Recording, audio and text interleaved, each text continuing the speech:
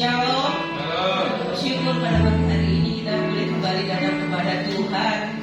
Selama setahun kita berjalan bersama Tuhan, dan hari ini tak terasa sudah memasuki minggu terakhir tahun 2024. Semua karena anugerah Tuhan, semua karena kemurahan Tuhan. Olehnya hanya puji dan syukur yang bisa kita aturkan buat segala kebaikannya. Kemuliaan.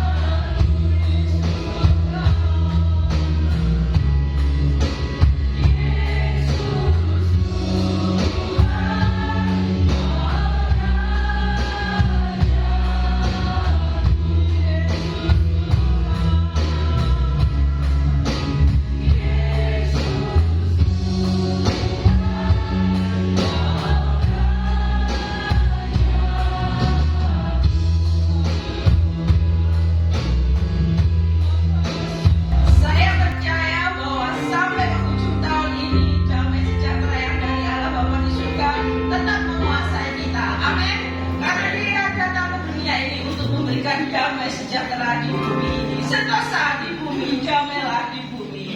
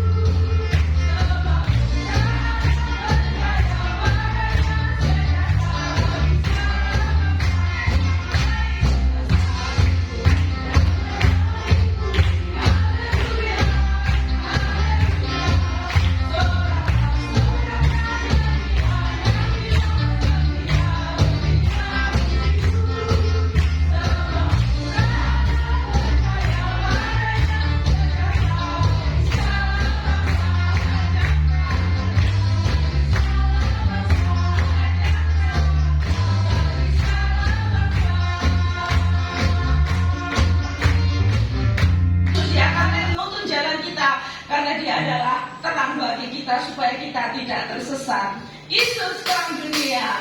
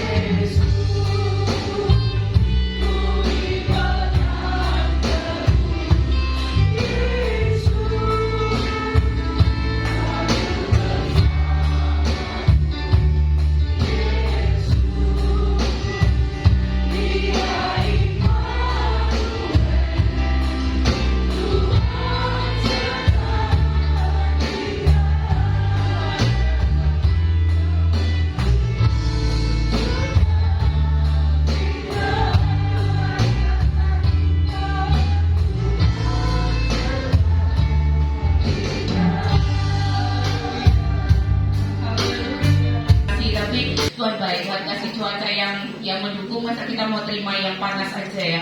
Kita harus terima segala situasi yang Tuhan izinkan terjadi dalam kehidupan kita. Supaya apa? Supaya kita tahu, kita menyadari arti Immanuel itu. Tuhan beserta dengan kita, Tuhan senantiasa menolong kita.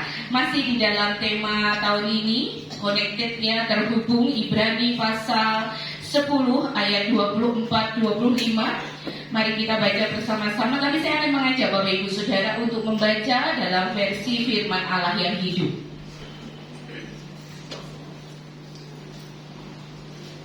Belum ditampilkan, kita akan baca dulu dalam terjemahan baru.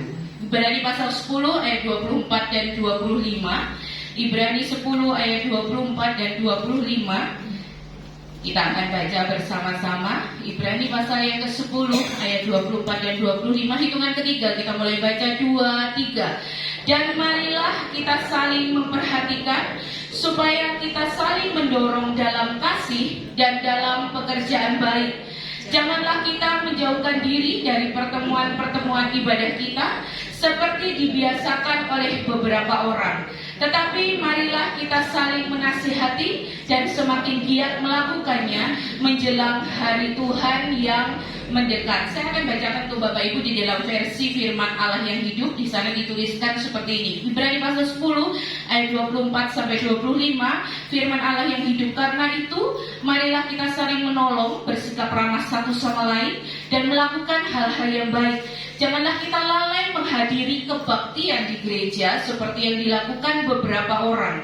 Tetapi marilah kita saling memberi dorongan dan saling mengingatkan, teristimewa sekarang ini, sebab hari kedatangannya yang kedua kali sudah dekat. Kapan hari kedatangan Tuhan kedua kali?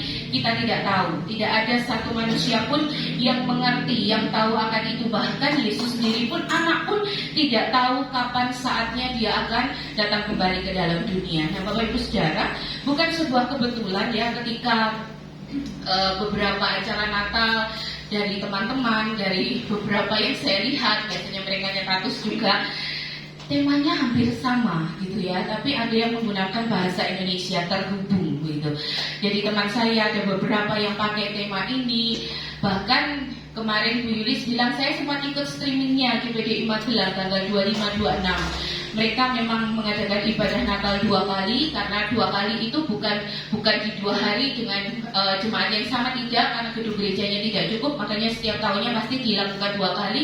Temanya juga terhubung, connected, gitu, terhubung dengan Tuhan. Nah, bukan kebetulan, memang tema yang diberikan oleh Bapak Ibu yang ikut hadir di Sekar Gadung, tema yang diberikan oleh Majelis Daerah untuk wilayah Jawa Timur itu Yesus sumber kehidupan yang sehat, dinamis, dan misioner, dari Yohanes 10 ayat 10 bagian B. Nah, Bapak Ibu yang ikut saya di Kediri, saya mengkhotbahkan tema itu memang tema dari Majelis Daerah loh. Berarti kesannya nggak ikut, bukan berarti saya nggak taat, tidak, tetapi saya melihat situasi dan kondisi dan apa yang Tuhan taruh di dalam hati saya.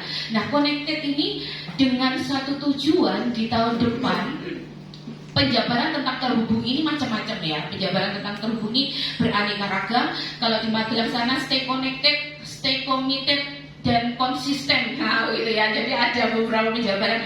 Kalau saya tidak, saya jabarkan di dalam fragmen yang Bapak Ibu Saudara perankan kemarin. Jadi connected with family, terhubung dengan keluarga, terhubung dengan Tuhan, itu yang terutama, terhubung dengan komunitas, dan terhubung dengan leader. Leader ini bukan hanya sekedar di gereja, tapi kalau Bapak Ibu Saudara bekerja, ada atasan, ada pimpinan, nah itu terhubung di sana, supaya semuanya saling terjalin. Nah, rupanya tema ini dipakai oleh beberapa gereja, dan mereka menunjukkan hal sebuah keterhubungan ini. Nah, kemarin saya baca-baca di Google, ada beberapa hal atau ada beberapa masalah ketika kabel ini nggak bisa terhubung gitu ya. Ketika kabel ini nggak bisa terhubung, ada konsleting, mungkin powernya tidak bisa, nih stop kontaknya di depan ini sudah tidak berfungsi gitu ya, tidak bisa untuk nyolokin apapun, tidak bisa di situ. Nah, itu masalah, itu kendala, karena tidak bisa terhubung lagi. Kalau Bapak Ibu bawa cas, kemudian ngecas handphone di depan ini pasti nggak bisa. Terus kemarin ada ketika nyalain AC waktu mau Natal itu sudah los listrik, ketika nyalain AC, loh kok langsung jeglek. Nah, ada banyak hal yang membuat keterhubungan ini bisa putus. Nah, nggak heran juga ketika sebuah tema itu disampaikan. Ingat, ada oknum lain yang gak suka gitu ya. Ada oknum lain yang istilahnya yang ngurek-ngurek supaya terhubung ini tidak jadi terhubung, supaya keterkaitan ini, connected ini gak bisa connect. Ada aja, selalu ada begitu. Tapi Bapak Ibu saya sampaikan, jaga hati kita, jaga keluarga kita, jaga diri kita. Jangan sampai kita mau diintimidasi, jangan sampai kita mau dipecah belah oleh kuasa kejahatan. Bukan faktor manusianya, tapi faktor hati kita. Kalau hati kita nggak dijaga, hal sepele itu bisa jadi besar. Nah, beberapa kisah dari Bapak Ibu kemarin ketika mau Natal, bukan kok ono ayah. Makanya saya bilang apa sejak awal, jaga hati gitu ya. Perkara sepele, salah pendapat dengan suami istri, perkara sepele itu bisa jadi hal. Perkara sepele, salah menangkap pesan itu bisa jadi hal. Perkara sepele gara-gara hal yang istilahnya itu no point banget, itu bisa jadi hal yang membuat keterhubungan ini bisa saja memiliki kendala, memiliki masalah. Tetapi pagi hari ini kita akan merenungkan bagian-bagian firman Tuhan ini sebagaimana yang saya jabarkan dalam fragmen-fragmen itu. Yang pertama, connected with God, terhubung dengan Tuhan. Di dalam Ibrani pasal 10 saya senang menggunakan firman Allah yang hidup. Ayat 25 di sana dituliskan, janganlah kita lalai menghadiri kebaktian di gereja seperti yang dilakukan beberapa orang. Janganlah kita lalai menghadiri, kalau di dalam terjemahan baru di sana, janganlah kita menjauhkan diri dari pertemuan-pertemuan ibadah kita. Janganlah kita lalai menghadiri kebaktian di gereja. Sebisa mungkin Bapak Ibu, kan sebisa mungkin. Tetapi itu lebih dari, kalau bagi saya lebih dari sekedar kewajiban. Pak Sam seringkali mengatakan bahwa ibadah di gereja itu adalah panggilan Tuhan. Kalau kita memang nggak pakai sebuah alat, harusnya dipasang lonceng di depan sana gitu ya, yang nantinya suaranya akan disalurkan ke rumah-rumah Bapak Ibu menggunakan speaker. Jadi kalau sudah teng teng teng teng teng teng, nah itu sudah tandanya gitu ya. Kalau yang di Muslim biasanya mereka tabuh beduk itu ya, itu sebagai tanda. Kenapa? Karena itu yang dilakukan pada waktu bangsa Israel ketika mereka beribadah bersama-sama. Awalnya bangsa Israel beribadah berkeluarga. Tetapi ketika mereka keluar dari Mesir, ketika mereka dalam perjalanan ke tanah Kanaan, Allah mau supaya mereka di dalam satu komunitas beribadah bersama-sama, menyembah Allah. Mereka bersama-sama berkumpul dengan saudara seiman mereka untuk memuji Tuhan dengan panggilan Tuhan.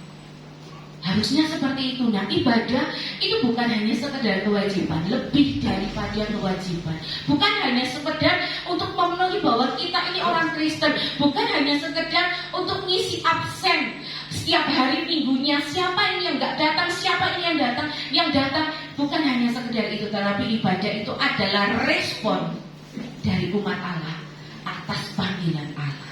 Respon dari umat Tuhan atas panggilan Tuhan. Memang connected dengan Tuhan, terhubung dengan Tuhan itu ada banyak cara yang bisa kita lakukan. Salah satunya dengan saudara-saudara seiman kita bisa beribadah. Apakah bisa beribadah di rumah sendiri? Bisa. Bapak Ibu bisa melakukan ibadah di rumah sendiri ketika Bapak Ibu berdoa, memuji Tuhan, ketika Bapak Ibu membaca firman setiap harinya. Itu adalah ibadahnya Bapak Ibu. Itu adalah connectednya Bapak Ibu dengan Tuhan, intimasi Bapak Ibu dengan Tuhan yang orang lain nggak perlu tahu, yang orang lain kita nggak bisa paksa orang lain untuk jadi sama seperti kita, tidak, karena itu urusan pribadi kita dengan Tuhan. Nah Bapak Ibu, kenapa kok kita harus connected dengan Tuhan? Karena kita butuh Tuhan, karena kita perlu Tuhan, karena kita memerlukan penyertaannya, kita memerlukan pertolongannya. Apalah manusia ini?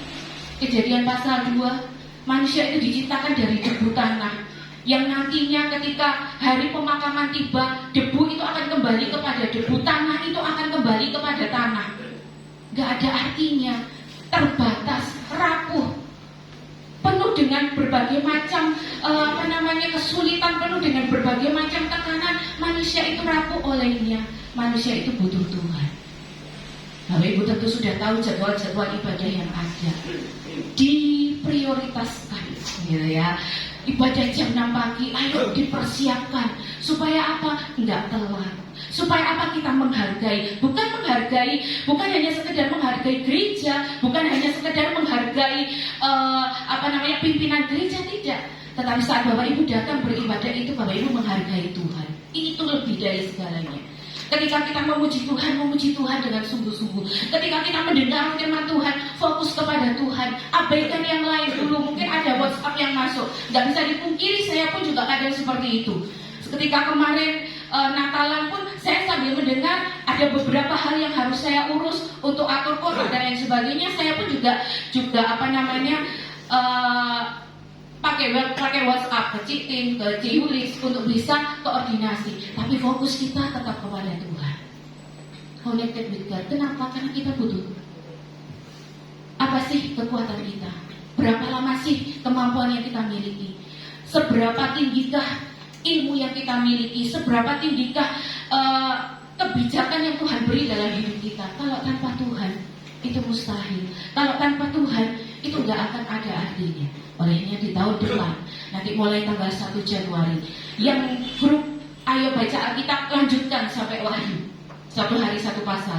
Tetapi Bapak Ibu Saudara semuanya, saya ingin ajak Bapak Ibu 1 hari ayo baca 1 ayat. Hati-hati, jangan hanya tugas pelayanan, baca Alkitab. Saat teduh pribadi di rumah, dekat dengan Tuhan, intimasi dengan Tuhan, itu nanti tahun depan ayo kita lakukan. Karena apa? Connected with God, terhubung dengan Tuhan, terhubung dengan Sang Pencipta itu. Kalau kita nggak punya keterhubungan ini, bagaimana kita bisa mengerti kehendak Tuhan? Kehendak Tuhan untuk pribadi, kehendak Tuhan untuk keluarga, kehendak Tuhan untuk masa depan anak-anak. Berat, Bapak Ibu. Abot. Jalani kehidupan tanpa Tuhan itu berat. Menjalani kehidupan kita mampu dengan kekuatan sendiri itu berat. Olehnya mulai 1 Januari nanti, kemarin saya sudah ngobrol dengan pasien, 1 hari akan ada flyer, bacaan itu bukan 1 pasal, 1 ayat aja. Supaya apa? Hidup rohani kita, spiritual kita ini diisi dengan sesuatu yang berarti, diisi dengan sesuatu yang kekal, diisi dengan sesuatu yang menguatkan kita. Waktu di Pak Selamat ibadah gabungan, saat kita membaca firman, ayo, apa yang Tuhan mau untuk kita lakukan? Apa yang Tuhan mau untuk bisa kita lakukan bagi orang lain? Apa yang Tuhan inginkan ketika kita membaca firman itu tuh apa yang Tuhan mau? Pasti ada rema, gitu ya. Pasti ada yang namanya rema. Rema itu apa? Sebuah ayat, sebuah firman yang istilahnya mengena dalam hati kita, dan itu kita renungkan. Itu menjadi kekuatan kita hari itu menjadi pendorong kita hari itu menjadi semangat kita hari itu. Hidup manusia sekarang ini gampang burnout, gampang bosan, gampang gampang ceklek, gampang ini. Kalau kita nggak kuat membangun iman kita di hadapan Tuhan, mustahil bisa bertahan, mustahil bisa kuat menghadapi kenyataan-kenyataan kedepannya yang semakin berat. Yang pertama, connected with God, terhubung dengan Tuhan. Di dalam Ibrani dituliskan jangan lalai menghadiri kebaktian-kebaktian yang di gereja. Untuk tahun depan gimana? Nah, ini untuk tahun depan. Saya spill sedikit ya. Untuk tahun depan nanti saya akan bentuk komsel. Jadi yang datang di ibadah wanita enggak itu aja. Yang datang di ibadah pria enggak cuma itu aja. Yang datang di ibadah rumah tangga enggak cuma itu aja. Tapi Bapak Ibu semuanya terlibat di dalam sel-sel, di dalam setiap bagian rumah, pemetaan rumah. Sudah ada tim yang nantinya akan memetakan itu. Nantinya semuanya serentak, 1 bulan 1 kali berkumpul bersama, terhubung dengan Tuhan. Supaya apa? Supaya kita bertumbuhnya bersama, rohani kita dipupuknya bersama, disiramnya bersama, berbuahnya bersama. Semuanya berbuah. Nah inilah kenapa saya ambil tema ini, connected, terhubung dengan Tuhan. Yang pertama dan yang terutama, jangan lalai menghadiri kebaktian. Kenapa? Karena Bapak Ibu Saudara dan saya butuh Tuhan. Bapak Ibu Saudara dan saya perlu Tuhan. Perlu Tuhan dalam hal apa? Banyak hal. Dalam hal yang sepele aja, dalam menjalani hari-hari, setiap harinya. Butuh Tuhan kan? Ini pusing dengan masalah sehari-hari. Butuh Tuhan. Untuk mengiring anak-anak nantinya ke depan. Kemarin Connected Christmas yang ketiga belum saya jabarkan, belum saya tulis, tapi sudah saya sudah saya list apa minat bakat anak-anak, karakter mereka bagaimana, apa yang mereka sukai, apa yang tidak mereka sukai, menggiring mereka untuk nanti masuk di SMA mana, masuk di perguruan tinggi mana, mau kuliah atau mau kerja. Loh, itu butuh Tuhan Bapak Ibu. Biayanya bagaimana, kesempatannya, peluangnya bagaimana. Kalau kita nggak dekat dengan Tuhan, kalau kita nggak intim dengan Tuhan, kalau kita menjauh dari Tuhan, apa sih kita ini? Kekuatan kita seberapa besar? Tapi ayo ajak mereka. Saya ngomong sama Maggie punya cita-cita, doakan itu. Papa mama mungkin terbatas, tapi kalau kamu punya cita-cita, doakan itu.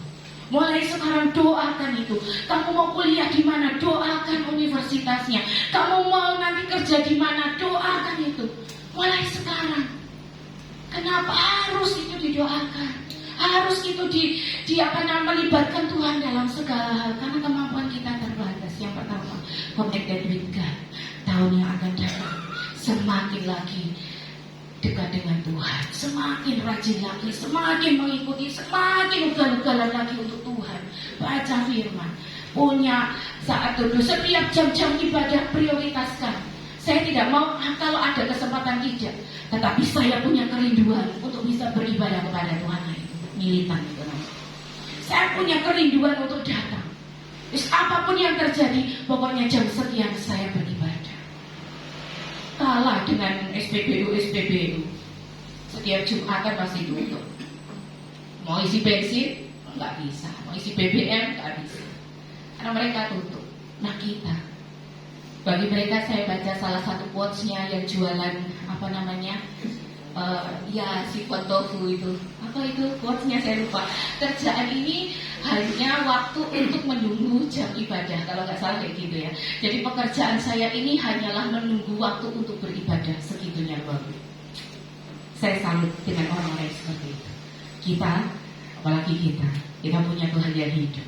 Kita punya Tuhan yang turun ke dunia. Kita punya Tuhan yang sudah lahir ke dunia, yang menjadi manusia, yang istilahnya hidupnya dia Allah 100%, tapi dia juga merasakan bagaimana yang dirasakan oleh manusia. Apakah masih kurang? Betul. Tapi itu berdasarkan pengalaman kita dengan Tuhan. Kalau kita tidak pernah mengalami itu, kita tidak pernah ugal-ugalan dengan Tuhan. Yang kedua, connected with family. Saya ambil kata saling. Marilah kita saling, belum yang lainnya. Marilah kita saling. Tidak ada keluarga yang sempurna di dunia ini. Allah memang membentuk sebuah keluarga, sebuah lembaga yang paling kecil di antara lembaga-lembaga yang lain, yaitu keluarga. Tidak ada keluarga yang sempurna. Ada satu quotes mengatakan begini, saya bisa memilih dengan siapa saya berteman, tapi saya tidak bisa memilih di mana saya dilahirkan. Nah, gitu ya. Saya bisa memilih dengan siapa saya bisa berteman, tapi saya tidak bisa memilih di keluarga mana saya dilahirkan. Mungkin keluarga per keluarga ada, kok nggak gini sih ya, bojo kok nggak gini sih, aku kok punya papa kayak gini sih, mamaku kok kayak gini ya Bapak Ibu. Dalam satu keluarga, Allah membentuk itu dan Allah memberkati itu. Allah memberkati setiap keluarga demi keluarga. Tidak ada keluarga yang sempurna. Itu tidak ada. Tidak ada keluarga yang sempurna. Tetapi di mana masing-masing anggota keluarga ini saling melengkapi. Percaya apa enggak? Bapak Ibu yang suami istri, ini pasti karakternya berbeda. Beda banget. Pasti. Yang satu biasanya planning, yang satunya ala boleh saja lah. Jalan aja, nikmati, mengalir aja gitu ya. Yang satunya kalau ngomong der. Yang satunya westo, kalem aja gitu ya. Yang satunya pengen saksut, yang satunya sekto, belum jam 10, masih ada 5 menit lagi. Kalau bagi Pak Sam 5 menit itu lama, tapi kalau bagi saya 1 jam itu cepat, gitu ya. Nah ini beda. Jadi tidak ada keluarga yang sempurna. Nah seringkali di antara keluarga ini ya 2 orang yang berbeda dengan 2 latar belakang keluarga. Kalau suami istri 2 latar belakang yang keluarga yang berbeda, latar belakang keluarga yang saling berbeda, kebiasaan sejak kecil yang sudah dibangun pun berbeda. Nanti kalau sudah punya anak-anak, lah aku gini, lah satunya papanya gini, kalau mama gini, kalau papa gini, wah ini, gitu ya. Tidak ada keluarga yang sempurna yang sebenarnya hal-hal kecil itu bisa jadi cekcok, gitu ya, bisa jadi cekcok. Kata Pak Julianto Simanjuta, banyak cekcok itu banyak cocoknya, gitu ya. Banyak cekcok itu banyak cocoknya. Ya, buktinya kan ya cocok, gitu kan. Sekalipun banyak cekcok, pikiran yang beda, mau makan aja yang satunya makan sembarang, yang satunya rapi, tersusun rapi gitu, yang satunya kerja mulai dari sini, yang satunya amburadul. Nah, itu macam-macam. Itulah keunikan keluarga. Tapi connected with family. Kemarin dalam keluarga Nuh, ketika membuat bahtera, di Alkitab memang tidak ditulis, tapi Nuh dan istrinya itu berbeda. Nuh dengan anak-anaknya, 3 anaknya juga berbeda, apalagi mantu-mantunya, gitu ya. Apalagi mantu-mantunya, ketiga orang mantunya ini dari latar belakang keluarga yang berbeda. Tapi ketika saya lihat kemarin fragmen, saya baca lagi kisah tentang Nuh ini, Bapak Ibu, ada yang menarik di sana. Di antara keberbedaan anggota keluarga ini, Nuh, ibu Nuh, Sem, Ham, Yafet, istri Sem, istri Ham, istri Yafet, satu hal, tidak mungkin di antara mereka tidak ada cekcok, tidak mungkin. Pasti ada perbedaan pendapat ketika akan kayu gofir di mana ya, kayu gofir di sana loh. Oh, enggak, aku dengarnya di mana? Mungkin kira-kira masalah gitu. Makanya masaknya mulai dari mana ini, setelah itu mau di dapur gala-gala dan lain sebagainya. Tapi satu hal, di tengah keberbedaan antara anggota keluarga ini, mereka mampu menjalankan visi Tuhan. Mereka mampu menangkap apa yang Tuhan firmankan melalui Nuh. Dan itu Nuh sampaikan kepada anggota keluarganya, Allah akan mendatangkan air bah. Allah akan mendatangkan banjir besar di muka bumi ini. Olehnya Allah minta supaya kita ini membuat bahtera. Bahtera itu bukan bahtera yang kecil. Mereka juga nggak mungkin buat miniatur dulu baru menjadi besar, enggak. Langsung mereka buat besar dengan ukuran 300 hasta, 50 hasta, 30 hasta tingginya. Dibuat bertingkat, atasnya dikasih rooftop, atasnya dikasih tempat, dibuat dalamnya berpetak-petak, nanti hewan-hewan semuanya masuk. Wah, pekerjaan berat Bapak Ibu. Menghabiskan waktu kurang lebih hampir 100 tahun ketika Nuh membuat bahtera dengan keluarganya.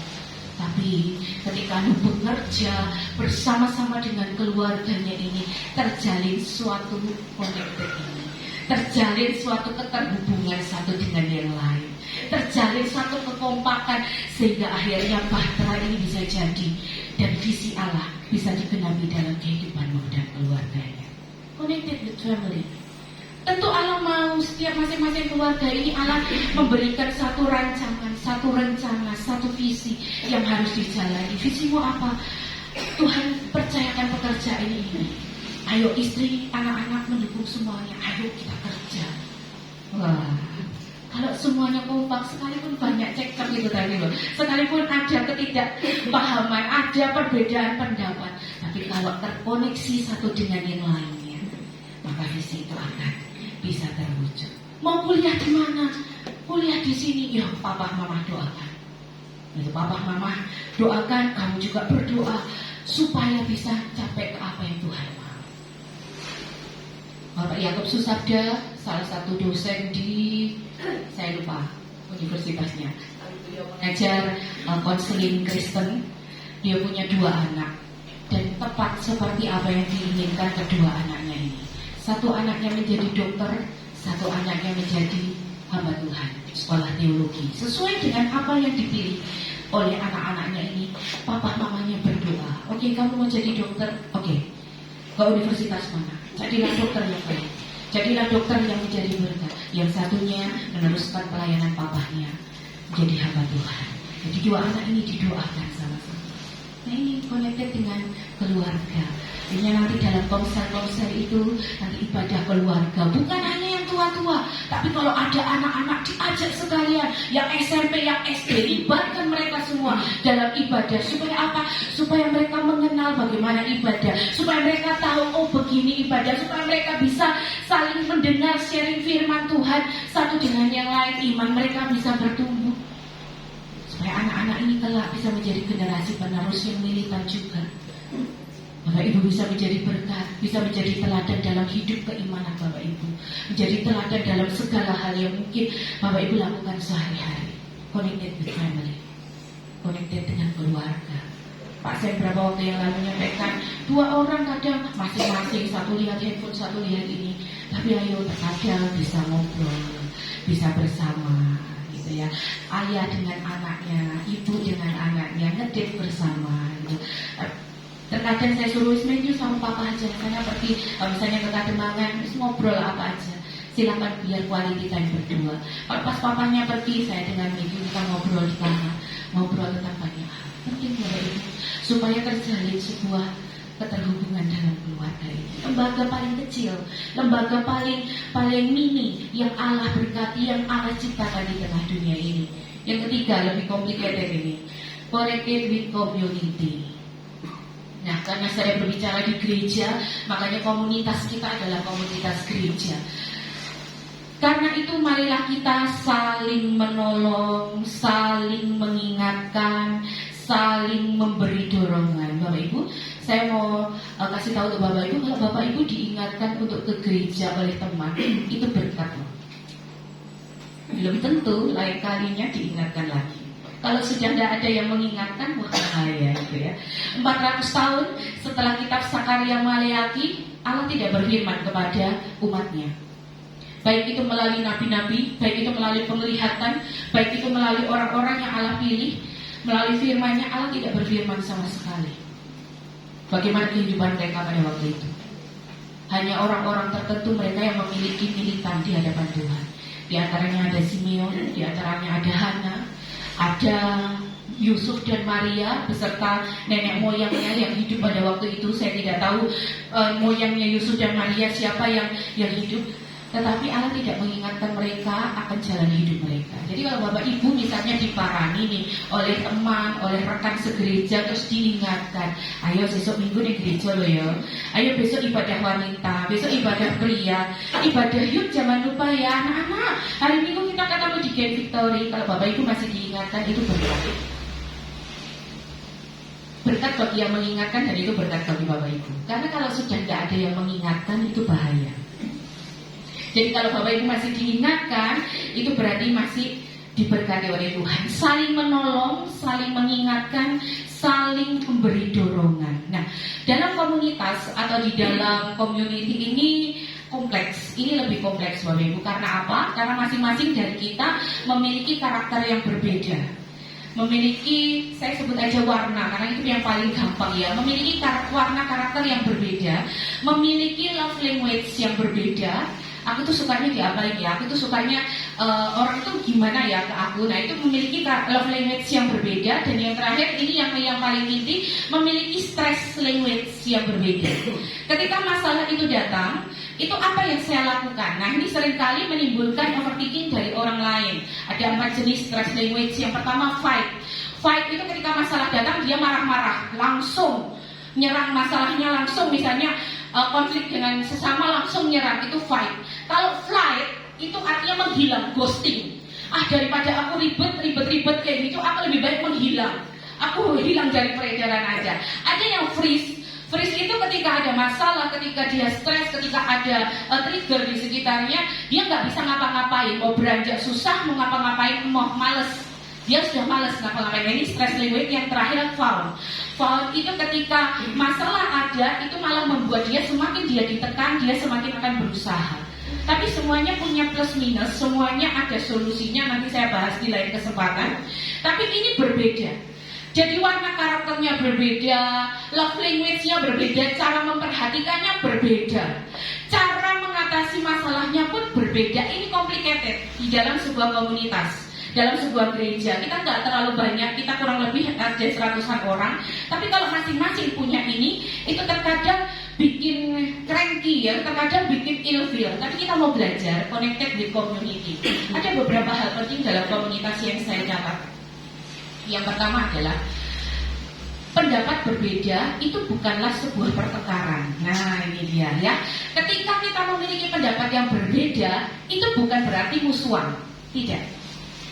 Bukan berarti itu sebuah pertengkaran. Ini yang harus kita tanamkan dalam mindset ketika kita connected with community. Karena apa?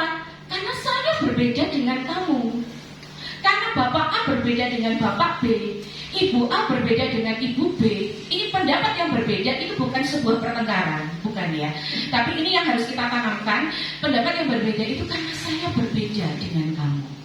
Saya mungkin punya pendapatnya seperti ini, yang lain punya pendapatnya seperti ini. Oke, kita cari solusi. Win-win solutionnya seperti apa? Atau kalau misalnya pendapat untuk gereja, oke, saya akan pertimbangkan. Nanti dengan berbagai macam pertimbangan, apa yang baik, apa yang enggak, dengan berbagai macam pertimbangan. Nah, ini pendapat yang berbeda itu bukanlah sebuah pertengkaran.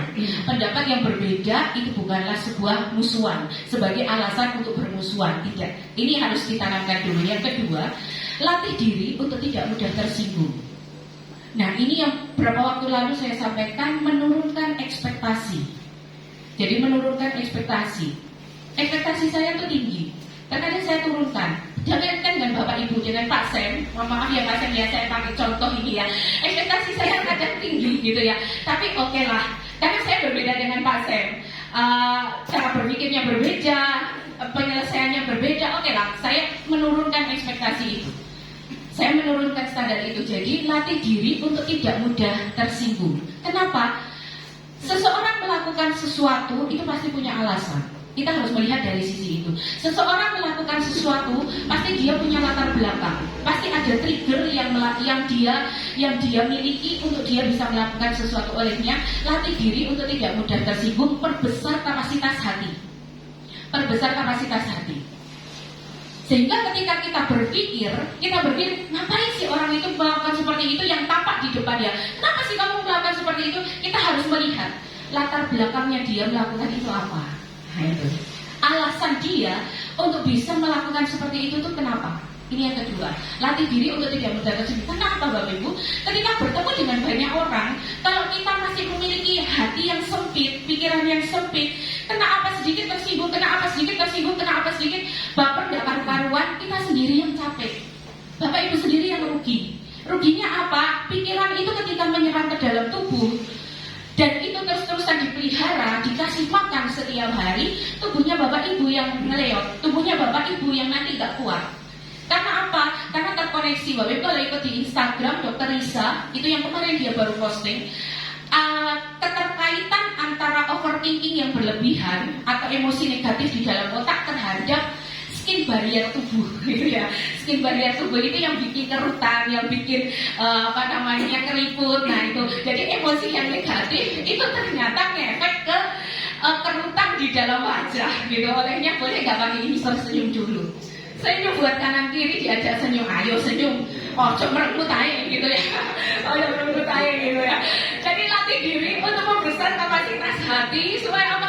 Karena yang kita jumpa ini banyak orang, dan sekarang Bapak Ibu harus bisa melihat struggle atau fight-nya orang-orang itu luar biasa loh. Setelah masa COVID itu bagaimana seseorang harus bisa struggle menghadapi kehidupan ini. Terkadang ada perjuangan-perjuangan yang tidak nampak mata, yang itu menguras emosi sendiri. Nah, ketika dia blok, nah gitu ya, Bapak Ibu jangan melihat di depannya, tapi melihat latar belakangnya dia itu apa. Latar belakangnya ini panjang ceritanya ya, nanti aja waktu kita di kopsel nanti kita akan bahas satu persatu. Latih diri untuk tidak mudah tersinggung. Pendapat yang beda itu bukan berarti pertengkaran, bukan berarti musuhan, tapi karena berbeda. Yang ketiga, berbuat salah itu normal, tapi bukan pembenaran. Ya, berbuat salah itu normal, tapi bukan pembenaran. Pembenarannya dalam arti begini, yo nggak apa-apa, mari bukan khotbah, berbuat salah itu nggak apa-apa. Jadi aku salah yo nggak apa-apa gitu. Bukan begitu Bapak Ibu ya. Berbuat salah itu normal, tapi bukan sebuah pembenaran yang dipakai untuk membenarkan sesuatu. Kenapa? Karena kita manusia. Kalau kita nggak pernah berbuat salah, itu yang nggak normal.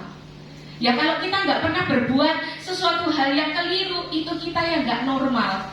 Tapi kalau kita masih berbuat salah, misalnya salah ngomong, nggak apa-apa, itu manusiawi. Tapi jangan dijadikan ketika salah ngomong terus, enggak seperti itu.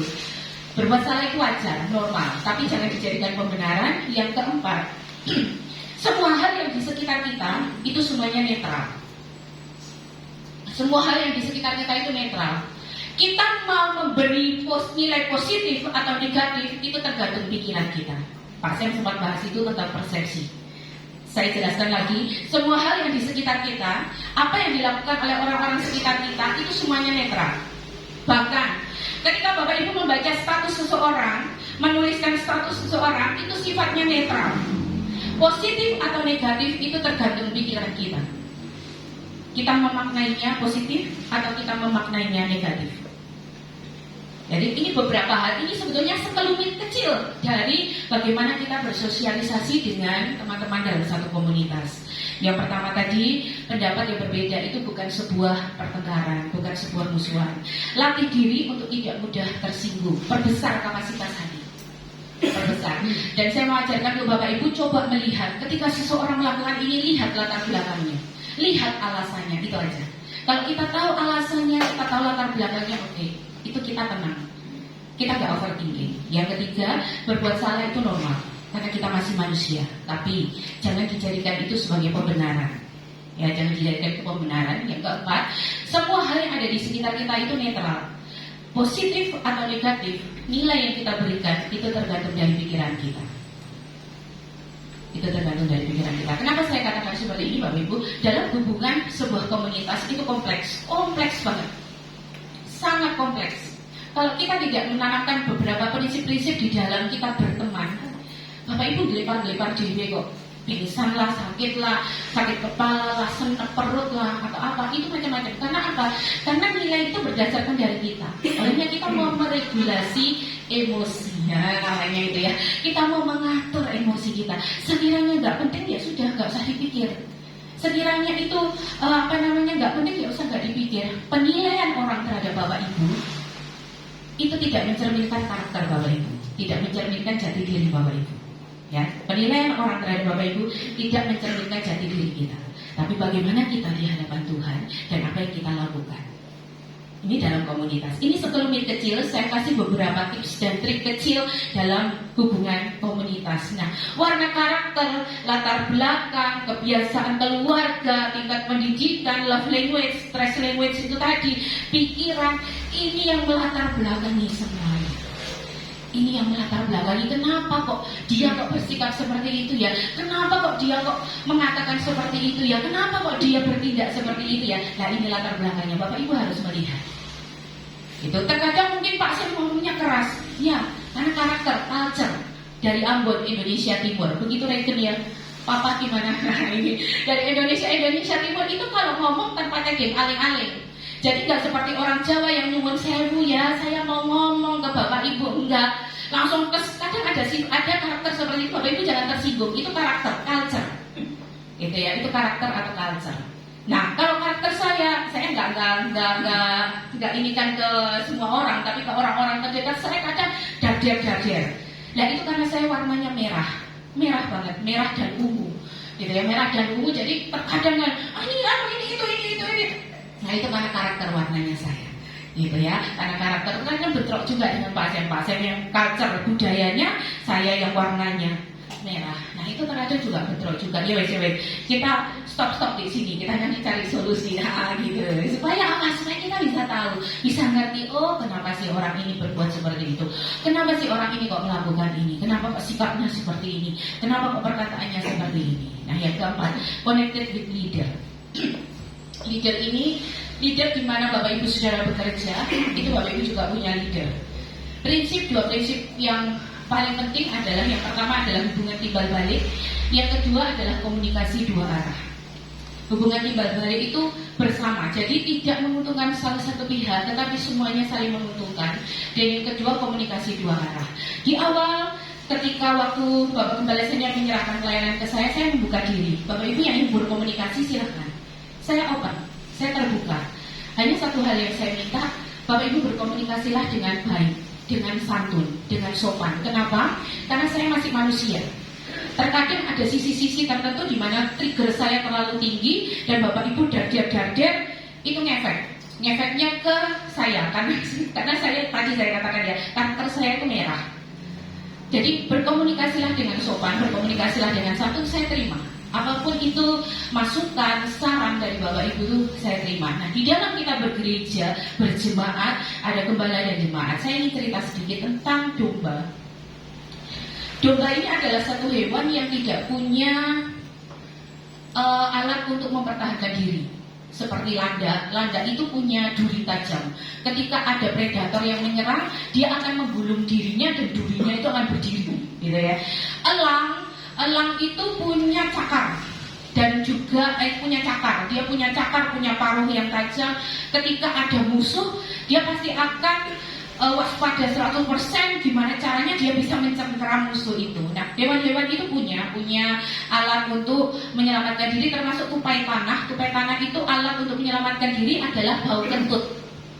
Ya, bau kentutnya. Jadi ketika dia mulai diserang musuh, dia akan siap-siap untuk ngebom. Jadi Bapak Ibu, yang suami istri yang di rumah yang suka ngetut, jangan itu dijadikan sebagai alat untuk mempertahankan diri ya.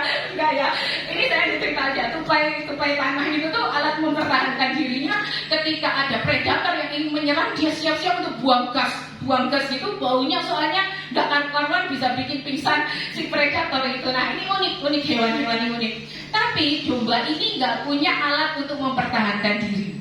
Ketika dia diserang oleh serigala, dia diserang oleh beruang, dia diserang oleh macan, dia diserang oleh buaya, dia nggak bisa. Dia bulunya tebal. Ketika diserang buaya, ketika masuk di sungai ya sudah dia hanyut.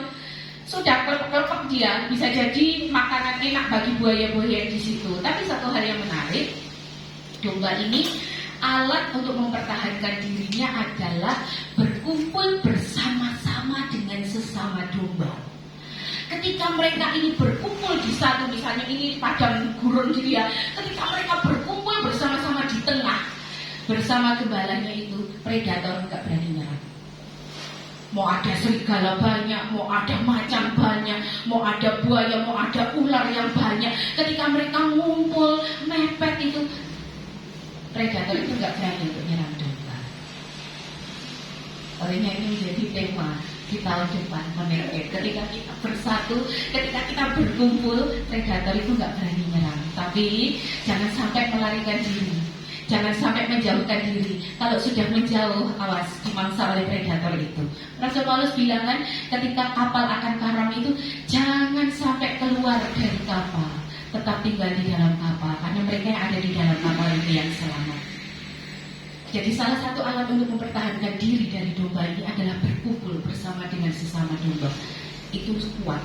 Predator, hewan predator seganas apapun, dia nggak bakal menyerang domba-dombanya. Nah, itu menariknya.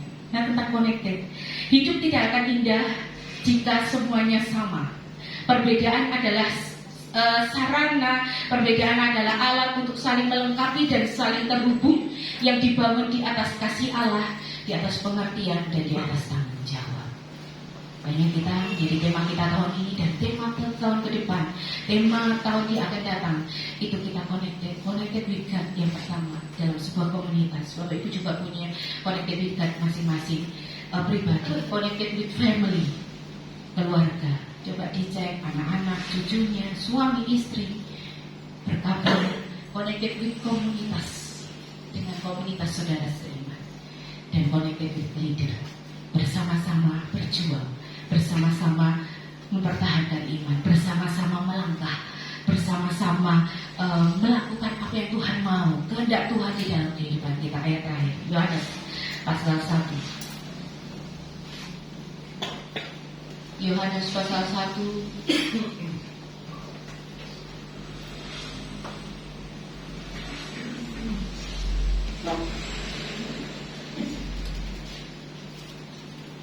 Yohanes pasal 1 ayat yang ke-14. Saya ajak Bapak Ibu untuk bersama-sama membaca. Yohanes 1 ayat 14. Yohanes pasal 1 ayat 14.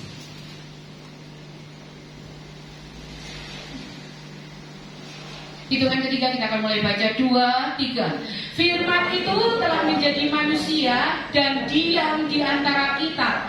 Dan kita telah melihat kemuliaannya, yaitu kemuliaan yang diberikan kepadanya sebagai anak tunggal Bapa, penuh kasih karunia dan kebenaran. Kalimat yang atas, firman itu telah menjadi manusia dan diam di antara kita. Tinggal di antara kita. Firman itu ada di antara kita. Firman itu yang nantinya akan menolong untuk kita saling terkonek. Karena kita sudah terkonek dengan firman itu yang diam, firman itu yang menyertai, firman itu yang ada dalam hidup kita, firman itu yang menolong kita, firman itu yang menopang kita, firman itu yang memberi hikmat kita, firman itu yang memberi kekuatan kita, firman itu yang menyatukan hubungan-hubungan di antara kita. Firman itu diam di antara kita. Kalau saudara mengaminkan, dia diam di tengah keluarga kita, dia diam di tengah komunitas kita, dia diam di tengah gereja ini, dia diam di antara kita semua karena dia hadir, dia sudah lahir dan dia menyertai kita.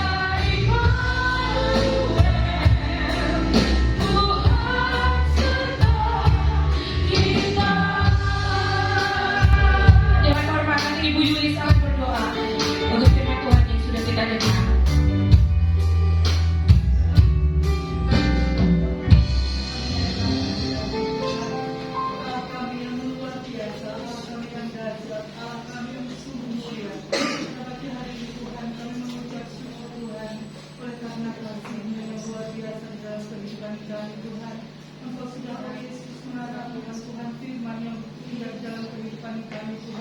Bagaimana Tuhan kami boleh belajar Tuhan pada pagi hari ini Tuhan.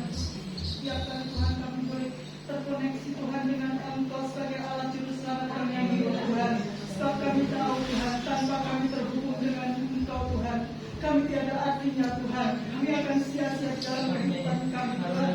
Sebab Engkau lah sumber kekuatan kami. Engkau lah Tuhan sumber kehidupan kami Tuhan. Ajar kami Tuhan untuk senantiasa Tuhan memberikan diri kami, untuk senantiasa dekat dengan Engkau Tuhan, untuk kami senantiasa Tuhan memberikan hati, pikiran jiwa kami, untuk senantiasa kami tahu di bawah kaki-Mu Tuhan, sehingga manusia kehidupan kami Tuhan boleh berjalan seiring dengan rencana-Mu Tuhan, boleh kami berjalan Tuhan seiring dengan kehendak-Mu Tuhan. Tuhan bersyukur Tuhan. Kalau boleh ingatkan kembali Tuhan bahwa dalam setahun perjalanan kami adalah kehidupan Tuhan. Banyak sekali Tuhan kami seringkali meninggalkan Engkau, seringkali kami melupakan Engkau, seringkali Tuhan kami mementingkan hal di luar. Oh Yesus, kehendak-Mu Tuhan itu kepentingan diri kami sendiri Tuhan. Tapi kami akhirnya tahu Tuhan bahwa semuanya itu akan sia-sia, bahwa semuanya itu tidak berguna bagi kehidupan kami Tuhan. Oh Yesus, ajar kami Tuhan untuk senantiasa kami Tuhan mendahulukan Engkau, mengutamakan Engkau di dalam kehidupan kami. Sebab Tuhan dengan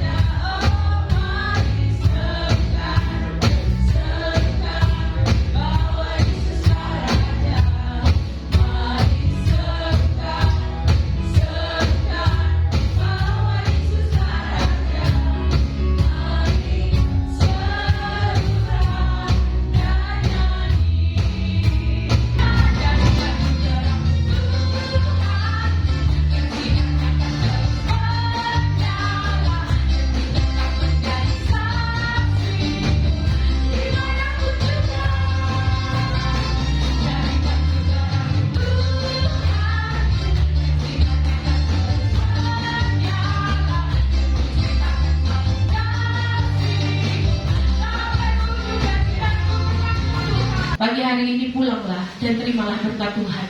Kasih karunia yang berlimpah-limpah dari Allah Bapa di surga, penyertaan yang luar biasa dari Allah Anak, kekuatan yang hebat, damai sejahtera, sukacita, kebaikan yang dikerjakan oleh Allah Roh Kudus di dalam setiap kehidupan kami, turun atas setiap kehidupan umatmu, mulai dari pagi hari ini sampai selama-lamanya Tuhan Yesus datang pada kali yang kedua. Kami terima berkat-Mu Tuhan, kami bawa pulang di dalam nama Tuhan Yesus Kristus. Kami sudah berdoa dan mengucap syukur. Haleluya.